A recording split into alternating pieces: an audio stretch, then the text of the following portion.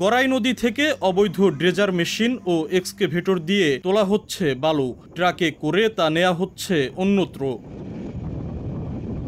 এ চিত্র রাজবাড়ীর বালিয়াকান্দি উপজেলার নারুয়া ও জামশাপুর মৌজার। এলাকাবাসীর অভিযোগ, বালুমহাল না থাকলেও ক্ষমতার অপব্যবহার করে বালু তুলছেন প্রভাবশালীরা। ভাঙন কবলিত ওই এলাকা থেকে বালু তোলায় প্রতি বছরই বাড়ছে ভাঙনের পরিধি। নদীগর্ভে বিলীন হচ্ছে ভাঙন রোধে ফেলা পানি উন্নয়ন বোর্ডের লাখ লাখ টাকার বালু ভর্তি জিও ব্যাগ। নদীর থেকে বালুটা নিচ্ছে, এটা সম্পূর্ণ অবৈধ। কেউ কিছু বলতেছে না।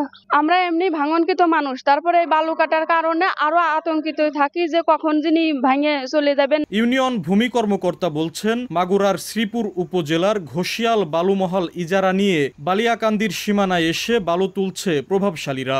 আমরা সরেজমিনে গিয়ে দেখতে পাই যে তারা বালুমহালটি যেখান থেকে কার্যক্রম চলমান রেখেছে সেটা আমাদের মধ্যেই পড়ে, জামশাপুরের মধ্যেই পড়ে, আমাদের নারো ইউনিয়নেরই জায়গা।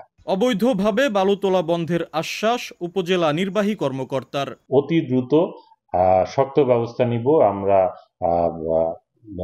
জরিমানা সহ অন্যান্য যা আমাদের করার এগুলো আমরা করি। গড়াই নদীর নারুয়া ও জামশাপুর মৌজা থেকে দৈনিক গড়ে অন্তত 50,000 ঘনফুট বালু তোলা হচ্ছে।